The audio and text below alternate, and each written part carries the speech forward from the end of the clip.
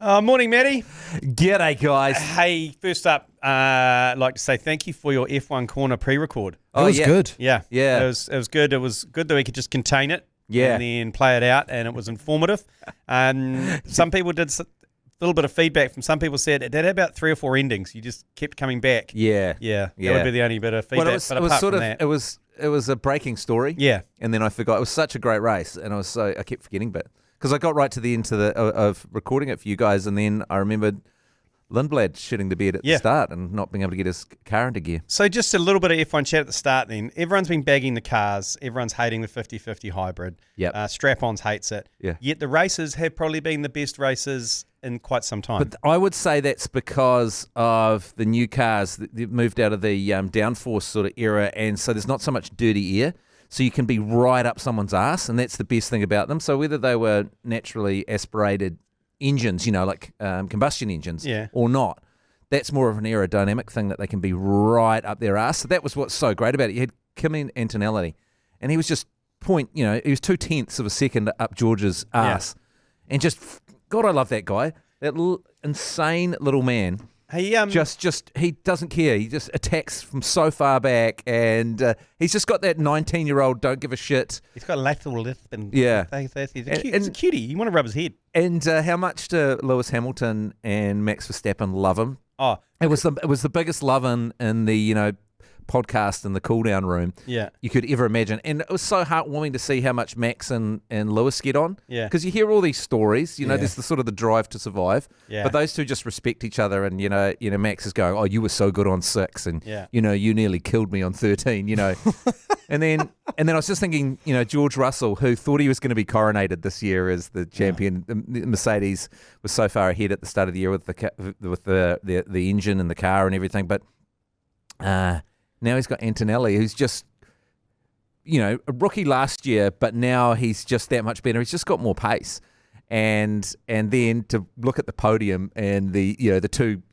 absolute legends, Max and Lewis, just trying to kill him with champagne and just holding him up and just loving him. That'd be so awesome because 4 years ago, he's a 15-year-old, 13-year-old.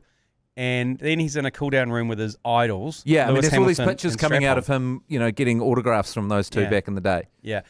Take a mental picture of what Kimi Antonelli is right now and how he talks and how he looks. Yeah. And in 10 years' time, come back to that. Because you remember Lewis Hamilton was very similar. He came on the scene as an 18-year-old, cute as a button, very innocent. And then after 10 years, he's dressing like he's going to some sort of cosplay festival. He's got his own brand of clothing. He's got hair extensions in the front of his head now that he puts back into braids. So I just want to see how Kimi Antonelli turns out. I agree, and I also think that podium will be an iconic podium going into the future because it'll be the three. I can see Kimi Antonelli just being that legend for 10 years. Yeah. And that podium today with those three of them is going to look back at, you had a podium that had Max, Lewis, and Kimi Antonelli on it. It will just look so iconic. It's kind of 3 generations as well. Yeah. Of racing over the last 5-6 years. It's 10 years, yeah. But I do agree with you because everyone's in that position where they're enjoying the races but hate hybrids. Yeah. And I think they are going to go back. I mean, I don't care. I think they're going to go hybrids. back to they're going to have full combustion engines 2031. They have to because they have to give them a good 5-year lead in, don't they? Because you can't just change it because they're building the cars next year now. Yeah. Aren't they? So you can't if you're going to do any regulations. June, July they start working on next year. Yeah, but I think the changes they have made it much better. But just no one wants harvesting. Like when they go, he attacked because you could see the harvesting lights were on. It's like harvesting's not cool. It's not June. No, harvesting the spice melange. No, it's nothing. There's nothing wants cool to see about harvesting. it. It's not. I mean, good work to what those wheat farmers do. Harvesting's cool. Just to pivot a little bit, did you see that Ferrari released their first ever EV? How? And their stock price dropped 9 billion. 9 billion. You've got to know your audience, man. It looks so uncool. It's like that, Jaguar did the same thing. They were like, we're going to stop making all our cool cars. Yeah. They went all out, didn't they, And we're going to be nothing but E. And they released the fruitiest vehicle you have ever seen. With a bizarre advertising campaign. Yeah, with some kind of AI advertising campaign. With the most alien 2025 AI generic advertising campaign. But that Ferrari car, it sucks. What is it? Is it? I do like that. Before Get Tom Selleck in a tiny pair of shorts, a Hawaiian shirt, and a big mo. And just get back to what you're all about. Back to basics. Italians in EVs. Yeah. No, it doesn't work. No. It doesn't work. But apparently before their announcement, they teased that they were going to release their first ever EV. Their stock price actually went up. People go, if someone's going to do a fucking mean EV, it's going to be Ferrari. And then they release it and everyone goes, shit. $9 billion they wiped off their value. With one shit car. But I think this is the same thing that's happened to F1 is that it takes so long for these changes to come in that the actual culture changed. And no one gives a shit anymore. It's such a long bow, isn't it? Yeah. So it seemed like it was absolutely so important that you had to do EVs, and that was the future, and everyone was so jizzed up on them and so excited. And then by the time it comes out, the whole culture's shifted, and no one could give less of a shit now. So but also it has to look cool. Primarily, it has to look cool, right? That's what cars are about. Yeah. And EV, aspirational cars. Anyway. And EVs are kind of like they're Priuses, really, aren't they? Yeah. Well, yeah. I mean, in terms of cool. As the owner of a plug-in hybrid, I find it quite useful as I seem to operate as a taxi for my children, and the longest drive is probably 15 to 20 kilometres. Yeah. The plug-in hybrid's a perfect solution for me, and I'm not looking to be cool. No. Well, I got a seven-seater. Not everything is looking to be cool, but if you're going to spend the amount of money you have to spend on a Ferrari, you have to be cool. Like, you're not going to spend $350,000 to look like you do. Also, no offense. Someone buying a Ferrari, it's $500,000 or whatever. I'm sure they're not worried about the petrol price either. No. You know what I mean? So why get an EV?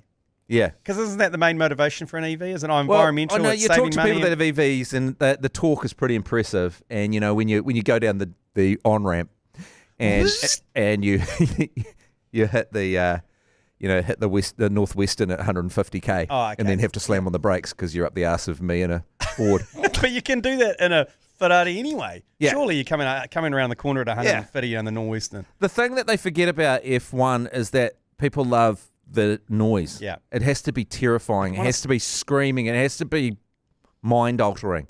It has to be you need hearing aids after going to an event. That's the same with V8s. They've still got, because if you go to a V8 event, it'll shock you when they start the engines in the pit lane and they all line up in pit lane. The cacophony of noise. Hot. It's fucking hot. It's awesome. Yeah, it's sexy. It is. And that's why you go there and they rumble past you and like, shit, that's loud. Do you see it? Speaking of sexy, do you hear that Alpine has got Gucci on board now? So they get that's not going to help. Gucci Alpine. Well, it's because Gucci Alpine, is that their it's name? It's like 35% of the F1 audience now is girls because they want to, because Lando and bloody Charles Leclerc and all the stuff around it. Carlos Sainz with those big juicy lips. Yeah, he looks like a Thunderbird. And all the glamour, arriving at the paddock. Liam's doing his best. He's got some highlights in his hair, and he got a perm. He's getting a few thirst trap photos from the gym that he's putting out on socials. I think he's broken up with his missus. Though. Yeah. Is this revenge? Is he putting himself out there? They've both recently posted some fairly hefty and steamy photos on their socials lately. With none of their partner in it with them, which means in the modern day and age, right? G Lane, that means they're probably not together anymore. Yeah. So. Okay. Yeah. There's some revenge on them. So. Yeah, Liam posted some topless photos of himself. Yeah. And Arvid Lindblad's the first comment is, that's full jars, man. What does full jars mean? Full jars? Yeah. Coming in jars. Full jars? Yeah. Why is he full in jars? Does that mean hot, man, or does that mean... I think it means... Well, let us know. I think it's an in-joke between them because they get on really well. Yeah, right, okay. But yeah. Can we get a time check, Joe? Just out of curiosity. Have we done the 45 minutes yet? Have we hit the 45? Yeah. We're at 9 minutes 05. Should we start this? 37 minutes to start the pod. Boys, hey, so I can't be blamed for an F1 corner because that was before the podcast started. That was me. I led you down that. I put you into an F1 dead end. So that you can't take away from my MLB corner later on. I'm not going to have time for that. No, you've used your corner not going to have time for that. I've got 16 minutes of material.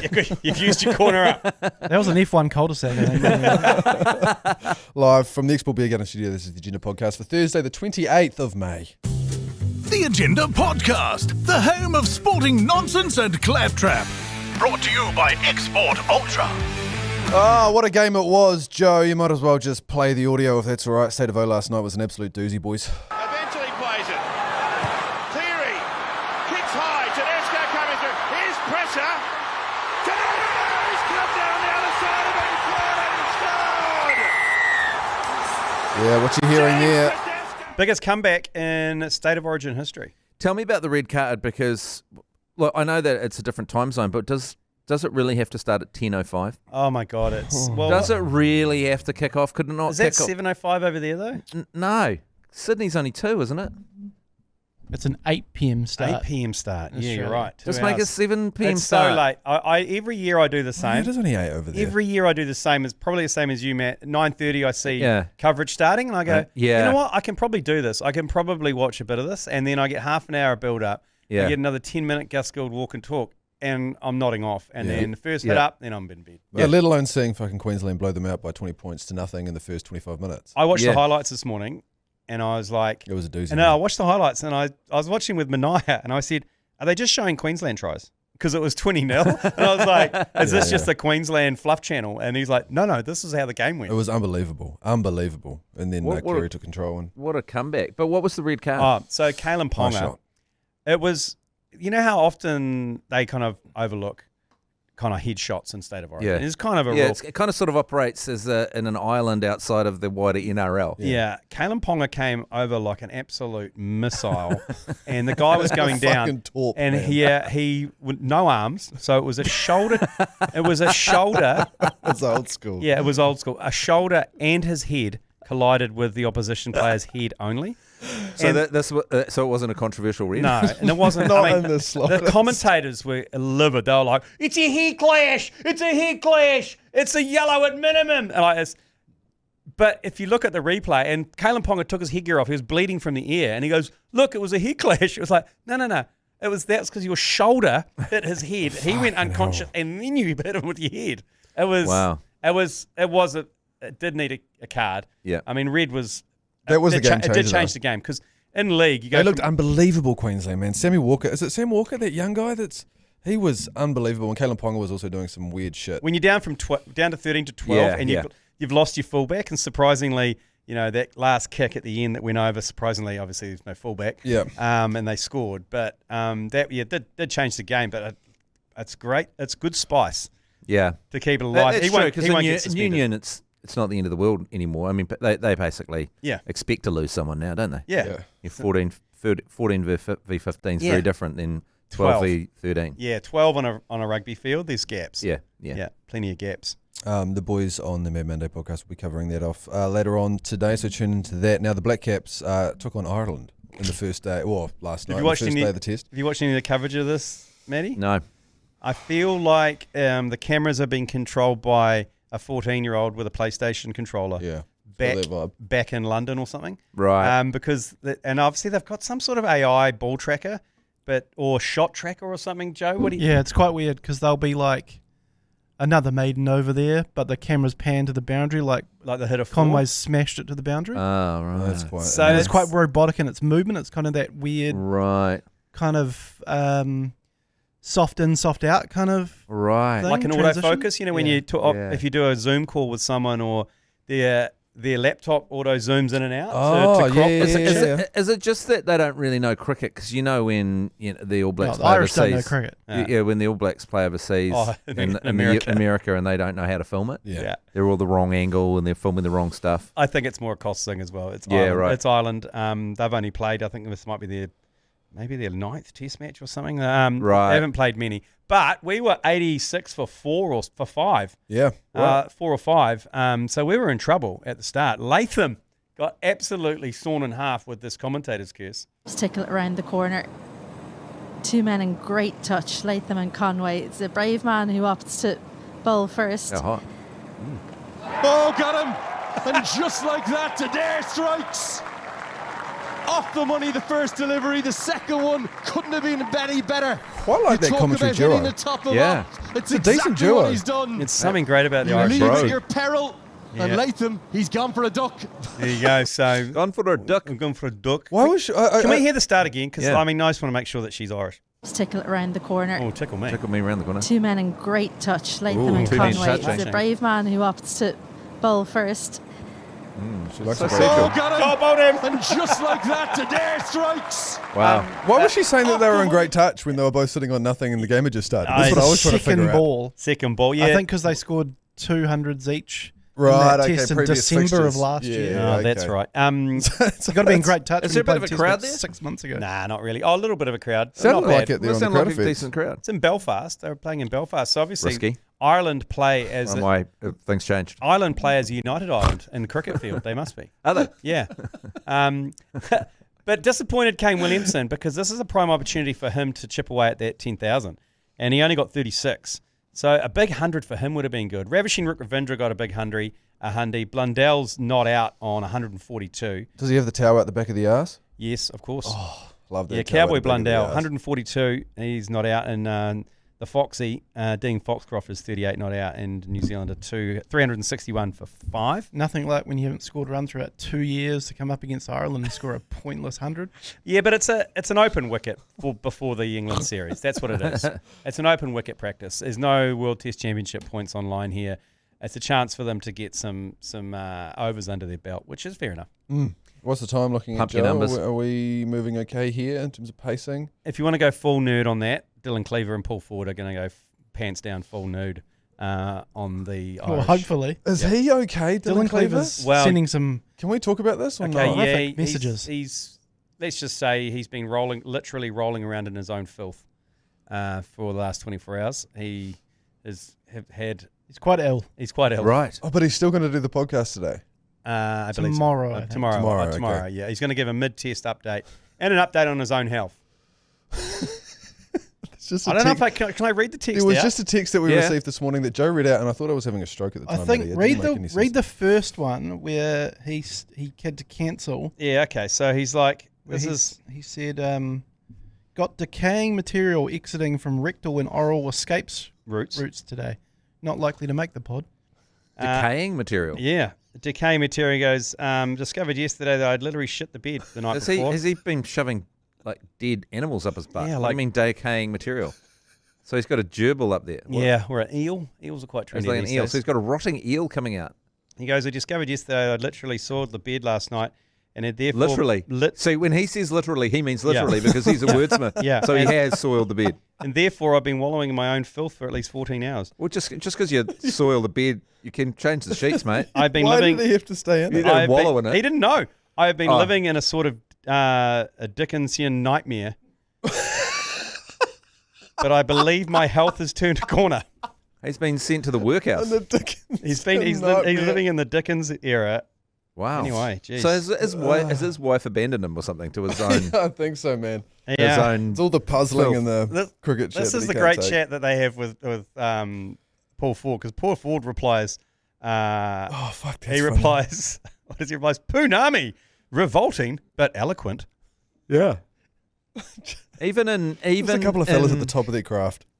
Even Dylan Cleaver, even in his absolute lowest moment, he's still a wordsmith, isn't he? Yeah. Absolutely. Even like lying in bed sick with an eel hanging at his ass. Decaying matter coming out both ends. Yeah. So podcast back tomorrow. BYC, where they're going to go. They're actually going to review this test and also look forward to the first test at Lords, which kicks off next Wednesday. Hey, so did the agenda rating come back and say 45 minutes? Yeah. Oh, no, ideal. They said ideal was 45. I think it was in reaction to a... Does that count the 9 minutes before the podcast starts? Yeah, unfortunately it does. It does. Because that's just a formation lap. Yeah, I know. Mashy and I got a bit carried away talking and just heating up the tyres. Football. Yeah, I know. That's what I would have thought as well.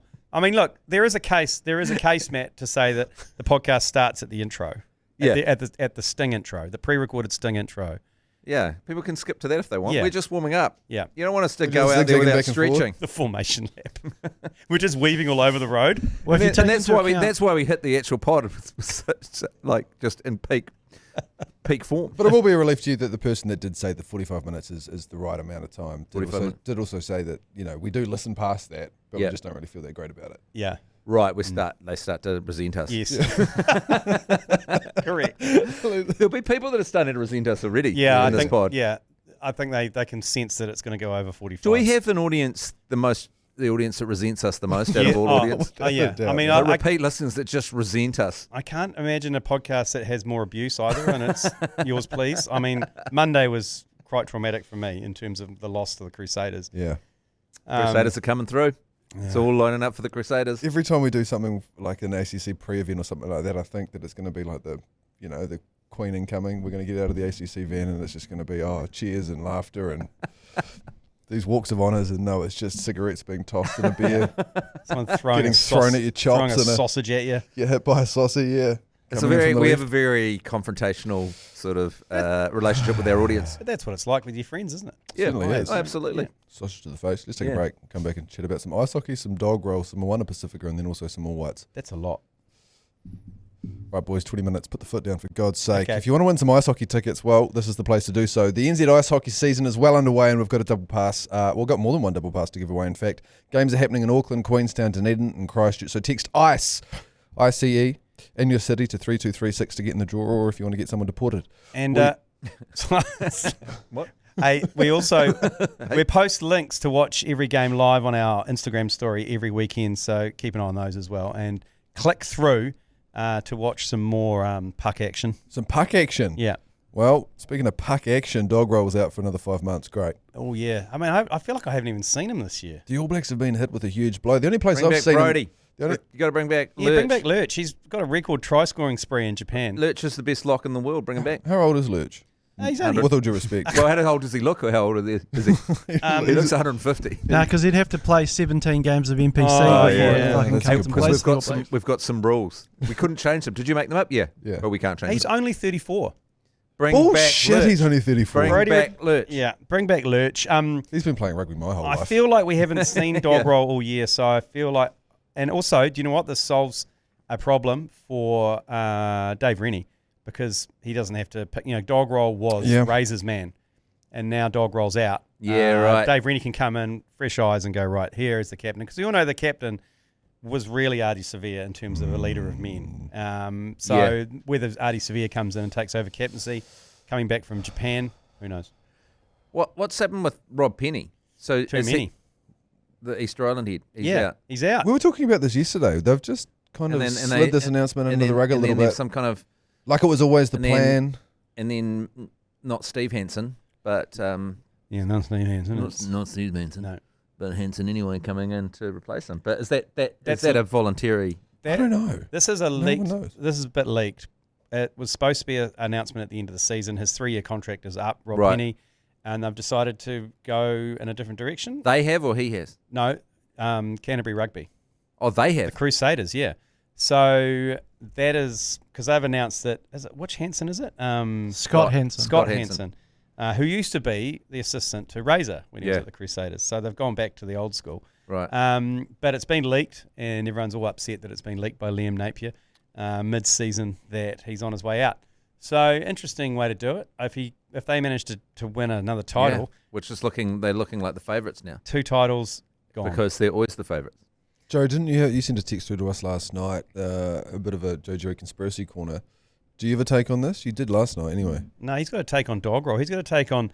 Crusaders are tanking injuries to tank the All Blacks. Well, Dog Roll chooses to have his surgery now. Yeah. Will Jordan chooses to have his surgery now. Yeah. Are they skewering Dave Rennie before he even begins? They're tanking for Razor. They're sandbagging. Mm. Yeah. Well, it's clear. I don't think you can even dispute that. That's definitely happening. But it would be classic Canterbury to do that. It's just to sacrifice yourself for the country. It's about loyalty, though, isn't it? Like the Crusaders are more... Canterbury's more important than the country. That's the kind of narrow vision that they have. Yeah. Well, the thing is, the power's shifting, isn't it? And so what better way to wrestle the power back than just get surgery and not play? Yeah. I mean, it's a bit of a bow you're pulling there. It's a huge bow. Speaking of... I'm happy to go on the pylon, though, of them being selfish. Not playing Moana Pasifika's future is hanging on by a thread, it turns out. New Zealand Rugby has stepped in to cover the franchise's immediate costs after it was placed into liquidation last week. This weekend's match against the Brumbies could be their final game, of course, with players and staff given a short-term certainty, while tasks continue behind the scenes. The figure NZR is covering is a reported $2.7 million. Wow. Yeah, that's a lot of money. The thing is, right, if you've got a healthy, league, a healthy situation, you add more teams because the capacity's growing and there's a want for more, right?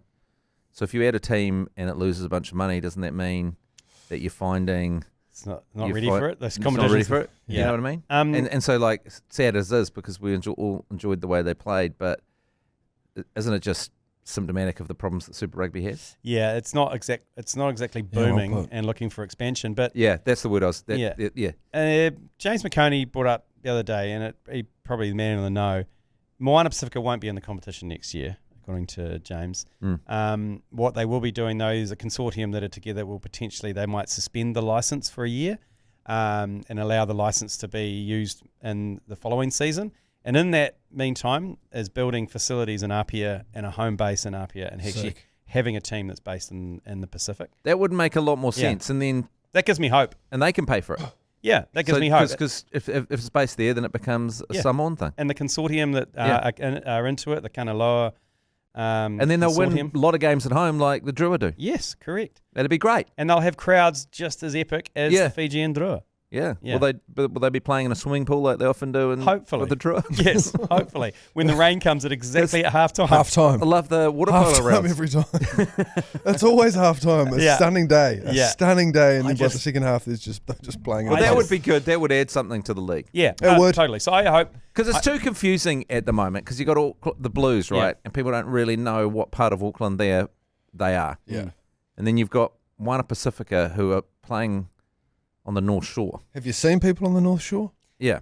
And so it's like unless you, and that's what's kind of strange about Moana Pasifika because if they were like, let's just say they're this part of Auckland. Yeah.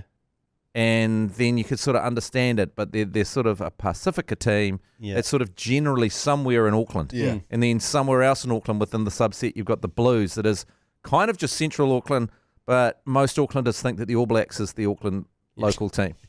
That's true. So it just gets way too confusing. So if they were based in Apia, bloody great. Awesome. I hope that those sources of James McConey's are correct. But I guess we'll find out in the next few weeks. Yeah, we will. Right, boys. World Cup's not that far away, and if you're looking to see England maybe for at a cheap rate, then this is the game to have a look at. But England and the All Whites could be playing their World Cup warm-up game in front of a very empty stadium with only 13,000 tickets sold for the 69,000-seater in Tampa. Ticket prices are already far cheaper than the tournament itself. Of course, it is only a pre-match friendly, but it looks like fans are saving their money for the World Cup proper. I mean, England fans aren't going to really make an effort to get across there, are they, to watch them versus the Kiwis? That's sort of a what would you call that? A warm-up, a run? It's a run-around. It's a captain's run. It's a kick-around. I went to a captain's run. I went out to a pre-World Cup kick-around before the German World Cup. New Zealand wasn't in that World Cup, but they were offering warm-ups, and we went to Geneva and watched All Whites play Brazil. Wow. That was cool. Yeah, so that's sick. We took 100 Beige Brigade people from London, booked out this entire backpackers, and we had our own section at the ground and everything because we actually just wanted Anyone to piss themselves on the bus? Similar. Yeah. We did walk to the ground. Anyway, they take their football so seriously in Europe and obviously in Switzerland, very strict and everything. I got this random phone call on my number blocked, and I answered it, and it was this guy identified himself as a policeman with the Swiss football hooliganism division or whatever. Oh yeah, right. And I just automatically presumed it was a wind-up, and I went, whatever, mate, hung up, rings back again, and says, I know who you guys are, you're the Beige Brigade, I know you're staying at this place, and I'm like, oh, fuck. And he goes, there's no need to panic, I was just looking after your safety, but we'd be keen to come and join you, if you've got some spare shirts and stuff, and we'll join your group, and we'll walk to the stadium with you. And I was like, okay, this is going to be funny. They turn up to the hostel, we're having a big pre-game in the bar there, they turn up, two of the most jacked-looking Swiss. Fuck yeah. We got a whole lot of Kiwi lizards in beige shirts and just necking whatever they could. And then you got these two, and then I had these two beige tops. And I mean, you guys want some tops? And they're like, yep. And I saw these tiny tops. There's two blonde dudes squeeze into these tops, like rippling muscles. And they're like, we work with you, yo? And I'm like, yeah, fuck you, totally. So the idea was they don't understand that New Zealand football fans are not hooligans. Correct. And they think that there might be some pushback from the Brazilian fans, and there might be some barbecue, so you need some protection. Yes, or just good on the Swiss. I know, just to preempt anything that could happen. And I think as soon as they got there into the bar and looked around and went, okay, you guys are fucking idiots. Like, there's no, you're too busy concentrating on smacking beers. You don't even know football. No one was singing. We had no chance. There's no passion. Everyone was just eating Lindt chocolate in Switzerland and taking selfies and stuff. So no one's got all whites tattooed on their forehead. No. Then we go to the game. It was 0-0 at halftime. We were behind the goalposts, and obviously the goal was absolutely peppered by the Brazilians. Then they were 1-0 up just after halftime, and then there was, I think, 10 minutes to go. It was still 1-0. We're like, fuck, we're doing well here. They scored 4 goals in the last 10 minutes. They brought their bench on. Yeah, they brought their bench on, and it was brutal. Thanks for coming. Ooh. And the Swiss policemen, they kept their beige tops. That was a gift from New Zealand to Switzerland. Good for them. Did they get hammered? Nah, they were very straight. Very straight. Oh, good on them for thinking about you, eh? Yeah. It's nice to know that someone cares. Yeah. Well, how did we get to that? Oh, football. Yeah, the warm-up. The warm-up games. Yeah, here we go. So go buy some tickets if you want to go. Go along and throw some sharpened coins at the fucking English fans. What's going on in Tampa? Tampa Bay Rays. Tampa Bay Rays. Is that where they play? Tampa Bay Buccaneers. Tampa. No, that's So you got the Buccaneers in Florida. Yeah. Oh, okay. Yeah, you got. Just wondering if there's any other reason to go to Tampa other than this. I don't know much about Tampa apart from sport. Do you know much about Tampa? It's too close to Tampies for me. Yeah, it's on the other side of the Florida peninsula than like Miami and stuff. Yeah. Oh, on the west coast. Yes. Are they on the Panhandle? Yeah, they're. It's a weird kind of Panhandle. Are they near the Panhandle? Yeah. Are they in the Gulf of America? I would love to live in Florida. I reckon that would be the ultimate place in the world to live. Florida. Great sports stadiums, great operation, great weather. Where do all the golfers live? Fake cans. Fake cans was the first thing I thought of. Don't the golfers all live in Florida? Yeah, Jupiter. Yeah, Foxy's there. Yeah, Jupiter, Florida. Every now and again when we talk to Foxy, he beams himself through on the telly here and he's... Massive tax haven. So, hang on a minute. Oh, is it? It's no state tax. Where are the Buccaneers out of? Tampa Bay. They're out of Tampa Bay, aren't they? They play in this stadium here. So they're going to have the big boat. They're going to have the pirate ship? Yeah. They're going to fire cannons? Hopefully. When the people score goals? Please? Hopefully. Tampa Bay. When is that game? When is that warm-up game? It must be pretty soon. Must be. It must be. How long do you have to go? How long do you have to go to the States if you wanted to see all the games? There must be someone that listens to us that's going over for some of the footy. We'd love to hear from you. I got quite a few friends who are doing the... James McConey, isn't he? James McConey's going to be over there. But how's he managed to get on yet another flight? Because he didn't pay for it. Those Canadian games, the ones in Vancouver, they're quite popular because you can fly direct from New Zealand to Vancouver. Oh, yeah, buddy. So there's those 2 games, and that is Egypt and Belgium that are up in Vancouver. But you can fly straight to LA. SoFi. Yeah, I guess, but people are like, a lot of people I've talked, the one game I really want to go to is New Zealand, Iran. Yeah, that's in SoFi, yeah. Yeah, that's what I want to go to. So you fly direct to LA. Go. Everyone I've talked to go, I'm going to stay away from that game. Why? I don't know. Why? Should we go? Is there something happening with Iran in the world that I don't know about? Have I missed something? Yeah, you've missed it. Have I missed something big? I just think that we talked about it the other day. Do you reckon that it might be targeted? I just think that there's going to be some shithousery at some stage. There's a good chance that the Iranian team will just defect and run out the door. Yeah, or because all their family will be arrested back in Iran, so they don't defect. Yeah, but something could happen. They could run on the field and then just run out the door, and then you see that. Was it you saying it yesterday, Lane? That I think it's 100% going to happen. There's going to be like a member of the coaching staff or something like that gets held up at the border. Like there's going to be just a visa issue from one member of the team, and that just opens up a whole can of worms. Yeah, but all of those guys want to get out of Iran. Yeah, because they all hate the regime, right? Yeah. So I think defecting, you're exactly right. Like one member of like a manager, the coach will defect or something. Yeah. Anyway, I'd love to go over because they can't stay for the night, can they? In the States, no, they fly in, fly out. They're allowed to go in for the day, but we've got a good chance against them then. Yeah. Like I've always said, we've got to target Iran. Yeah. Let's take a break and come back. There'll be like great opportunities for commentary, like straight up. You'd be like lots of Hamuz references. Well, you certainly wouldn't be able to... What a blockade. They've set up a blockade in front of the goals, all that kind of stuff. There'd be a lot of stuff. They'd be super nervous about the spider cam as well. Break. Yours, please. Brought to you by Export Ultra. What time are we at, Joe? 34 minutes and 30 seconds. But we're not responsible for the bloody... the yours please. That's the Agenda Radi's time. Yeah. So I don't think we're responsible for the before it starts and when other people are talking. It's those two in the middle. That's all. That's extra time. We should get extra time. That's right.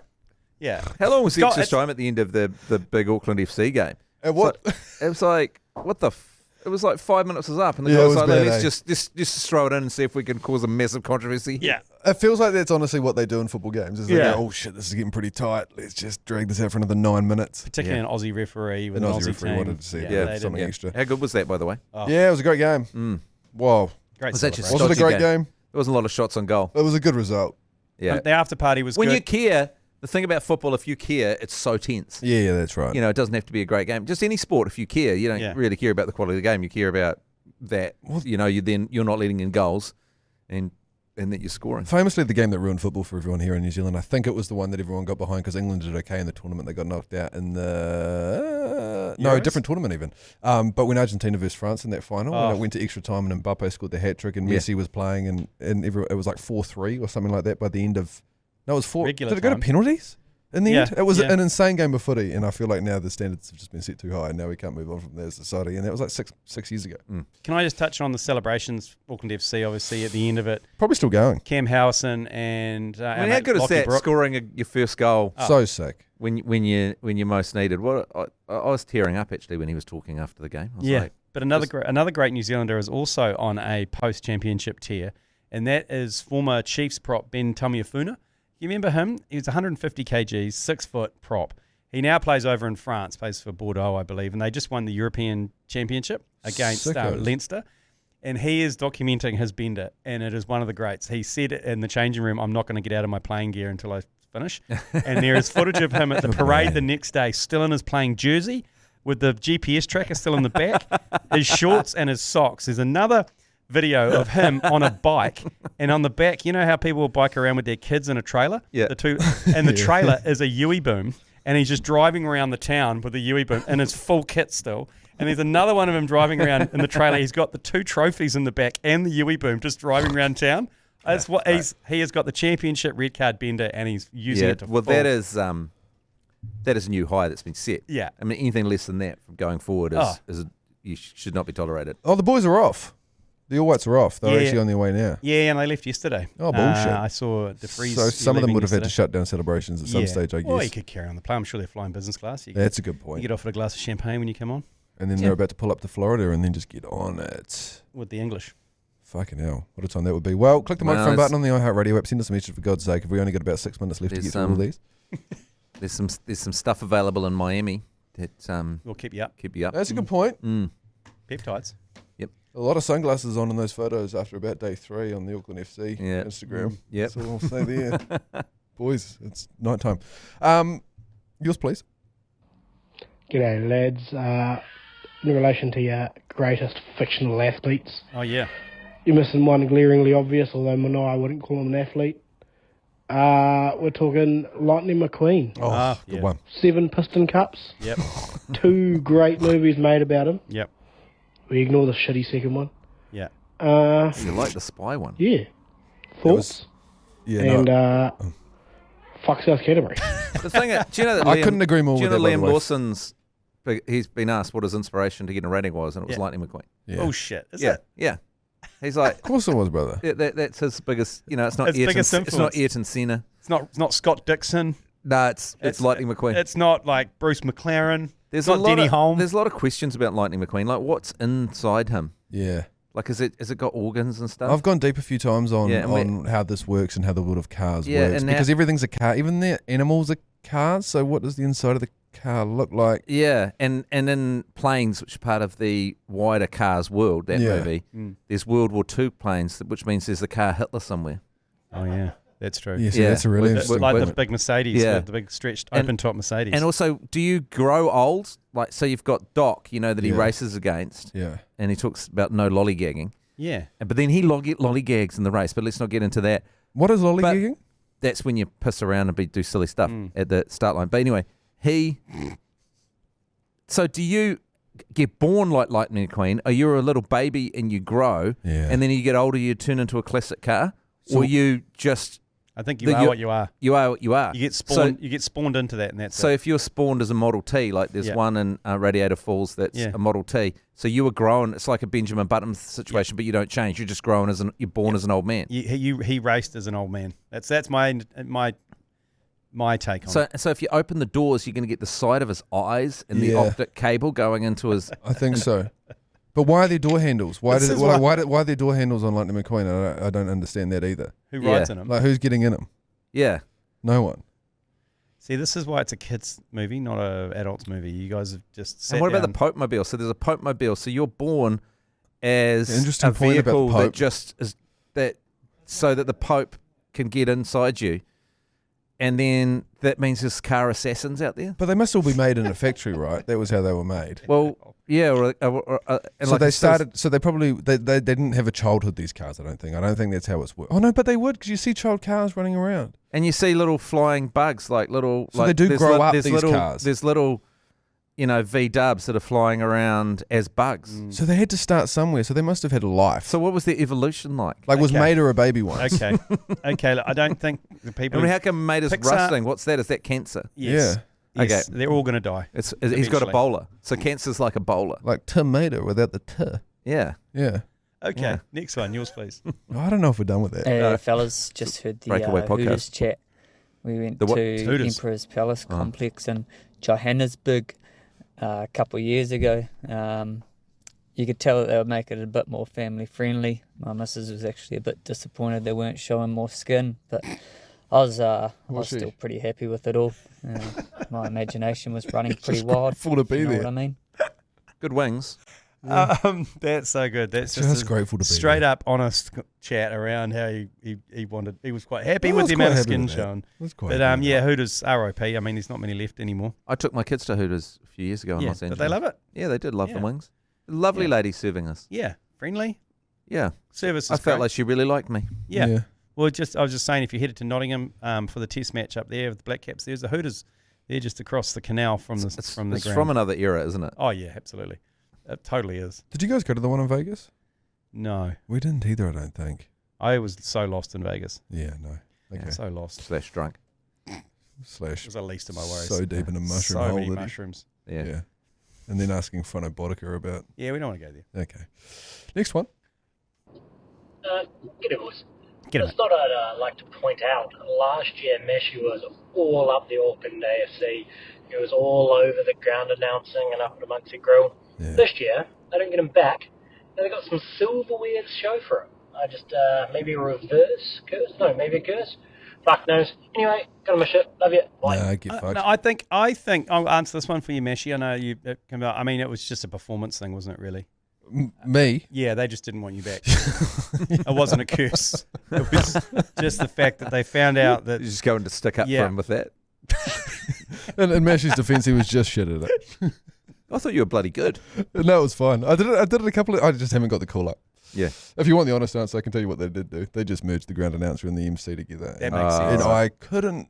There's a small part of me that dies every time I have to do the ground MCing rather than the ground announcing. Yeah, right. Now, ground announcing, you can just hide behind the microphone in a room, and you don't actually... People aren't really listening. Yeah. But if you're the MC, they put you on the big screen. You got to act like you care. You got to talk to people you don't want to talk to. That's the worst. Yeah.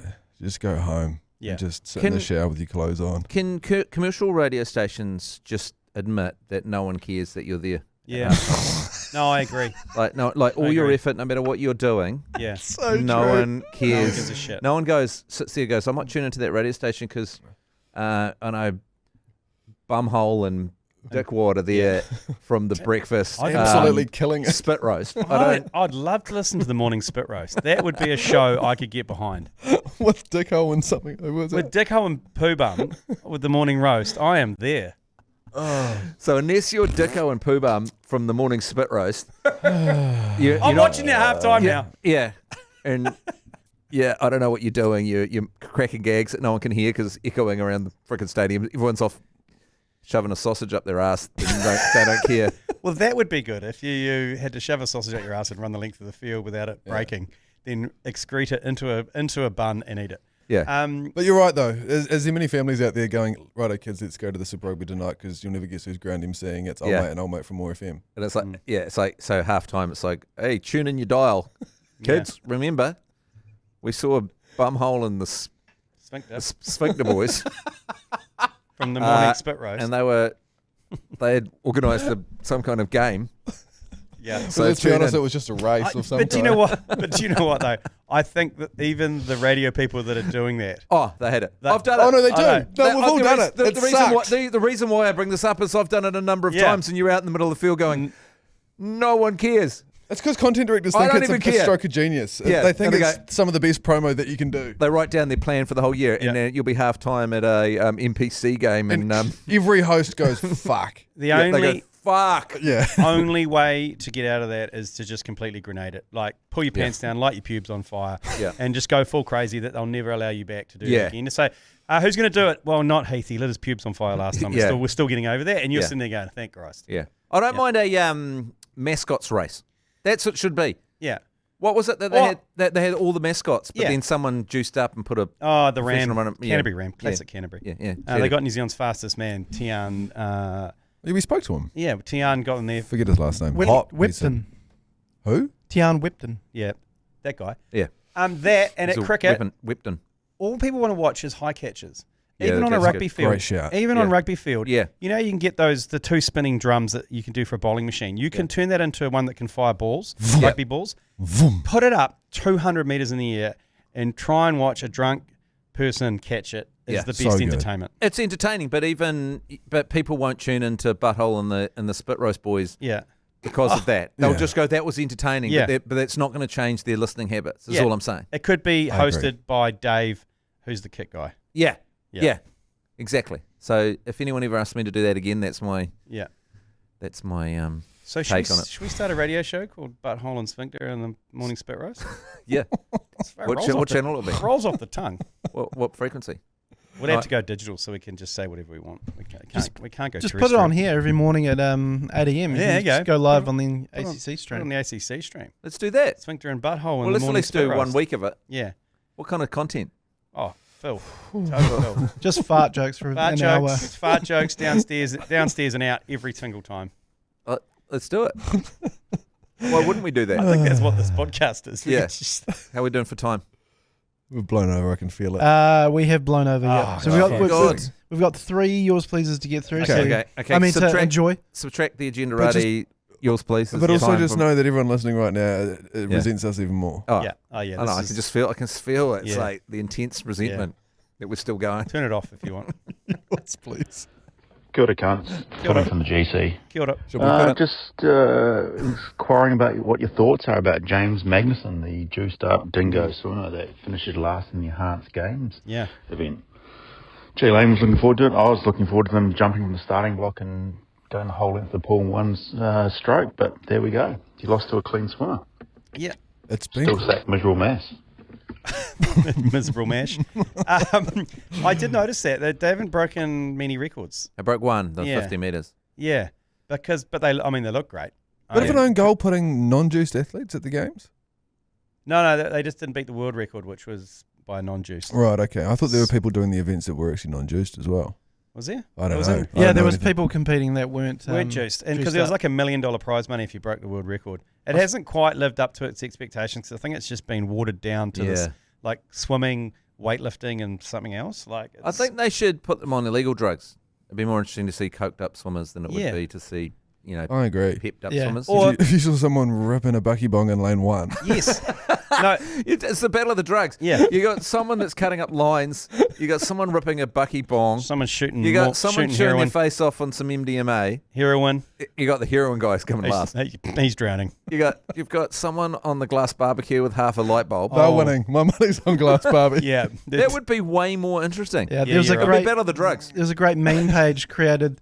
They did a piss take of it where it was the meth pong. So it was people playing ping pong on meth. And then the cocaine lawn bowls where there was a real estate agent from Queensland won it and he was so high on coke. That's so good. Would have to be a real estate agent from Queensland. Yeah. Well, yeah. It has been disappointing. I was looking forward to a In my mind, it was a full Olympic Games with just juiced up athletes, but it's turned into a squib that's in Vegas. Yeah, well, it's like that documentary Icarus, right? Yeah. You know, the guy thought he could just juice himself up and he'd be Lance Armstrong. But you also have to have a base. You have to be a base level of awesome. You can't just juice from the back and get in the front. It's like, it enhances you, but it doesn't make you. Correct. It's not like getting bitten by a spider and turning into Spider-Man. It doesn't make you. Yeah. Next one. Yours, please. Hey lads, hope you're doing well. Great. Just watching Friday's pod. Yes. Loving it. But couldn't help but notice when I was seeing McConey, it was giving me strong Austrian painter vibes. And, you know, just thought I'd ask if anyone else was picking that up or it's just me. Apologies if it's just me. But anyway, yeah. Love yous. Chiefs mana. Chiefs mana. Is he meaning Dutch potentially? Because he does have a Vincent van Gogh vibe. If we whopped off his ear, he does. So he's not Austrian, but he's well, Dutch. He goes full crazy when he breaks up with someone and starts sending body parts. Yeah, McConey. Yeah, pretty much. Does self-portraits. He's got a Vincent van Gogh vibe. I guess so. Yeah.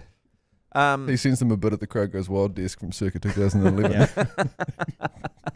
You can do a Vincent van Gogh filter on your photos. Greg Preble does it. Hey, is this my new day for the podcast, by the way? Yes. Oh, that'd be great. Yeah, Thursdays. Thursdays. Do you prefer Thursdays? Yeah, I prefer Thursdays. Where were you before? You're on a Monday. Fuck. Yeah. So we're trying to start the week with a bang. We had you on Monday because of F1. Yeah. But often I'll be watching F1. Yeah, so that didn't really work. So if I fire in an F1 corner, should I fire in a baseball corner every day? They resent us enough already, mate. Yeah, I don't know. I think we should do one. You don't have to play it. I'll just set it. Are you invoicing for those F1 corners you send in? Just one corner. Just one corner. You invoice me. Next one, yours, please. Holy fuck. Get a load of this, fellas. Jeez. After yesterday's Durry chat, I thought I'd Google who is the heaviest smoker of all time. And it's King Zog 1 of Albania. And he was punching 200 to 225 ciggies a day. That's impressive. Damn near a fucking carton per day. Jesus. Wow. That is intense. His ashtray would be quite Other big names, John Wayne, Betty Davis, Humphrey Bogart. Yeah. Betty Davis. Betty Davis eyes. There's not an interesting topic of conversation. There's not a lot of chain smokers around anymore, just one after the other, Just one from Coast. Just Eddie. There's also one upstairs. Twig on 6? Yeah. Yeah. Oh, yeah, those two actually do some good work together. Have you seen the gutter out there? Oh, really? Joe alluded to it to us yesterday. Hasn't been a lot of rain recently, which to wash the cigs away. No. It's a ball pit out there. And it is ankle deep in ciggy butts out there. But we were talking about going to sports back in the day when people just chugged darts at sports games. Yeah. Just sitting there, just chugging away, just one after the other. But what do you say, 350 a day? I don't know how you'd get if 220 to 250 a day. 250 a day. Manoa would be the person to go to. Maybe we could, provide the budget to make it happen. But what if the moment you woke up and you just started smoking, and you just did it at a normal pace all day? I don't even know if you're going to get through 350 in a day. 250 in a day. Apparently, that guy would set an alarm at 3 a.m. to wake up and then smoke a pack. Oh fuck! Just to keep his numbers up. Wow. Are you rhinoing that shit? And then go back to sleep. So you're basically not taking a breath that doesn't have correct cigarette smoke. He doesn't breathe oxygen. Those lungs, man. Jesus. I'd love to see a cross section. Just to prove a point. He probably lived till he was about 105 as well. Yeah, that's right. It doesn't. It's not a 1 for 1. It's not guaranteed that you're going to kill yourself, is it? Yeah. Just a big table. But you'll be puffing big ones just walking up like 3 steps, wouldn't you? Yeah. Okay. I've just got new carpet put in my house. In fact, it's happening right now. You got prison carpet, like the nylon prison carpet? Or it's pretty lush. Tracy picked it. Oh, you gone full wool, 100% wool, Bremworth. Have you got an underlay under that shit? Yeah, beautiful underlay actually. But anyway, shoes off. I was just remembering. You'd go to a party and you'd be smoking and you just drop the cigarette on the ground and work it into the carpet. Well, it's like that. I've been victim to quite a significant hotel bill, and I think bury it in the car. I think he just might not even thinking. Back when I was smoking at uni, he'd be like, I remember a radio awards. Like, fuck, that's dirty. I remember radio awards years ago. We hired a room in the Sky City Grand when it first opened and had a massive party in there. And they rang the next day and said there is multiple cigarette burns in the carpet from people doing just that. Yeah. Smoking in the room, just pulling out. They had to replace the entire carpet of that room. So it cost us like $3,000. Wow. And then I said to them, because they rang me, I was under my name, and they said it was a disgrace, blah, blah, blah, all this damage, the carpets are going to have to be replaced. And I said, yeah, fine. Things you've all heard before. I said, fine, but if you're going to replace the carpet, obviously I'm going to pay, you're saying I'm going to have to pay for the new carpet. And they said, yes. I was like, well, technically, does that mean I own the old carpet? And they were like, well, no. And I was like, well, I'm buying you new carpet, so technically I own that now.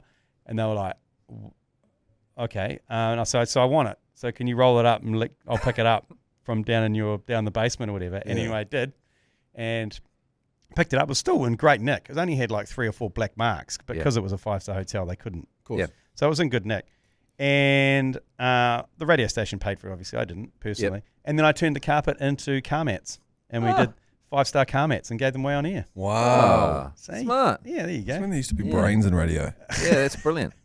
Yeah. Now. And it was a good way of justifying the $3,000 to replace all the carpet. Yeah, good shit. That's good, man. All right. You're making lemonade. 55 minutes, fellas. Let's do better. Oh, Jesus. Sorry. Sorry. People are seething at this shit. That last 5, we didn't need that. God. All right, and we've still got my MLB corner to go, and there's see you guys. 45 minutes of that. You've been listening to the ACC's Agenda podcast, brought to you by Export Ultra. For more episodes, like and follow on iHeartRadio or wherever you get your podcasts.